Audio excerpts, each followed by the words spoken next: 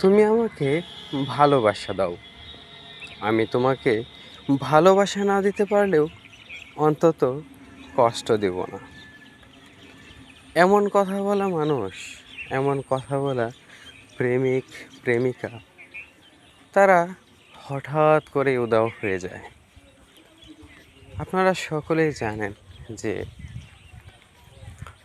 Block list যে জিনিসটি তৈরি করা হয়েছে, সেখানে সবচাইতে বেশি যে নাম্বারগুলো, যে মেসেঞ্জার, হোয়াটসঅ্যাপ, ইনস্টাগ্রাম, যেটাই বলুন না কেন, সব জায়গাতেই প্রিয় মানুষগুলোই আটকে যায়।